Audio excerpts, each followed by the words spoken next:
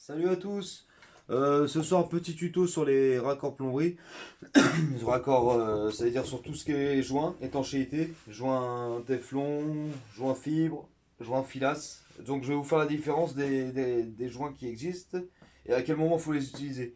Donc regarde bien cette vidéo si toi ça t'intéresse, si tu es en rénovation, tu es en pleine rénovation chez toi ou quoi qu'est-ce, ou tu as des petites bricoles et que tu es un petit peu emmerdé, voilà. Donc ce soir, je vais vous prendre en exemple, par exemple ça, le groupe de sécurité, un groupe de sécurité de ballon. Donc je vais te montrer qu'est-ce qu'il faut utiliser comme raccord, enfin qu'est-ce qu'il faut utiliser comme joint par rapport au raccord que tu vas utiliser. Donc en fait, tu as deux styles de raccord. En plomberie, tu as le raccord, là c'est pareil, c'est du 3 quarts, c'est le même diamètre. Hein. T'as raccord écrou tournant ou raccord fixe. Ça veut dire c'est un raccord, celui-là il faut utiliser avec le téflon, celui-là tu utilises avec un joint fibre. Donc je vais t'expliquer pourquoi. Parce qu'en fait, sur ce raccord-là, tu as un bord plat. Voilà. Tu as un bord plat, là pareil, c'est un bord plat, donc tu peux l'utiliser. Donc quand tu viens faire ton étanchéité, tu mets un joint fibre ou un joint caoutchouc, tu mets ce que tu veux, ce que tu as sous la main. Voilà. Et tu viens le serrer. Hop, je ne vais pas le serrer à la pince non plus, mais. Donc là, le raccord, il bouge plus. Alors surtout, ce qu'il ne faut pas utiliser, c'est faire un joint de téflon plus un joint fibre. Parce que ça, j'en ai vu beaucoup. Sur mes bricoles ou quoi que ce soit, j'en ai déjà vu beaucoup sur des dépannages. Mais je comprends pas pourquoi ça fuit. Bah voilà. Parce que il y a des gens qui s'amusent à faire un joint de téflon.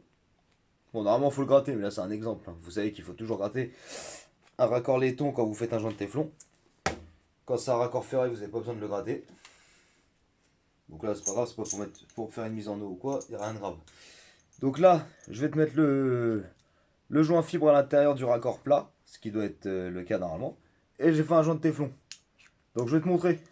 Tu vois, je le serre. Je le serre bien à la main. Je vais pas le serrer à la pince pareil, mais regarde. Rien qu'en le serrant bien à la main, regarde comme le raccord il bouge. Donc en fait, qu'est-ce qui se passe là, c'est que vu que tu as fait ton joint de téflon, et ben t'arrives pas à visser à fond ton écrou libre. Donc en fait, ce qui se passe, c'est que le bord plat vient pas plaquer contre le groupe de sécurité. Donc c'est pour ça que maintenant tu as un jour. Après tu peux y aller, serrer comme un porc. Hein. Tu peux serrer comme un porc et là peut-être ça fera compression. Mais c'est pas ça, c'est pas du boulot. C'est pas du bon boulot ça. Ça c'est travail de cochon comme on dit. Donc hop, quand tu veux faire, quand t'as pas le choix et que tu veux faire un joint de téflon, il faut que tu utilises impérativement. Oh là là, on va m'emmerder. Impérativement ce style de raccord là. Parce que ces raccords là, c'est des raccords fixes. Que l'étanchéité elle se fait par le joint de téflon qui sera autour de ton filetage. Et là d'accord, là tu peux utiliser du téflon. Et ça sert à rien de rajouter un joint fibre dedans. Après tu peux le faire si tu veux, ça fera pas une fuite, mais ça sert à rien. Donc voilà. Après vous avez aussi, bah, généralement il y en a beaucoup qui raccordent aussi les ballons. J'en vois de plus en plus qui raccordent des ballons avec ce style de truc, vous voyez, les flexibles. Avec des joints intégrés à l'intérieur. Vous en avez certains intégrés, certains qui ne sont pas intégrés, ça va vérifier ça. Donc voilà, bon ça c'est pas le bon diamètre, mais voilà, c'est pour vous montrer un peu les raccords. Après, qu'est-ce que t'as? Ce style de raccord là, je sais pas si tout le monde connaît, parce que ça c'est généralement quand vous avez un chauffage central sur vos radiateurs, c'est des têtes de radiateurs. Donc je voulais vous montrer celui-là, parce que regarde, c'est un raccord spécial. Hop, un raccord spécial, un raccord conique. Alors vous voyez, là par exemple c'est pas un bord plat.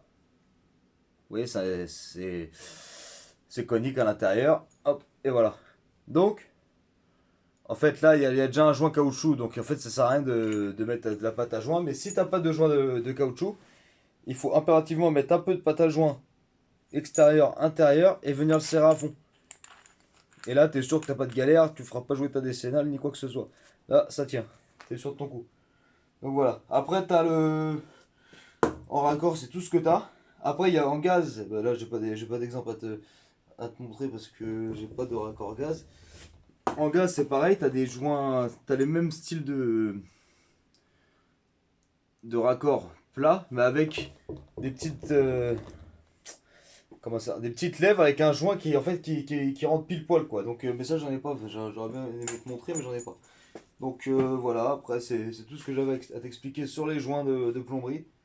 J'ai fait un peu le tour en vous montrant deux trois raccords. Après c'est pareil sur tout, que ça soit du 3/8, du 1,5, du tout sur tous les raccords, c'est le même système. Donc voilà, si cette vidéo t'a servi, et bah ça me fait plaisir. Donc et n'hésite pas à mettre un petit pouce bleu. Et si tu veux voir mes prochaines vidéos, abonne-toi et active la cloche. Et à la prochaine, ciao.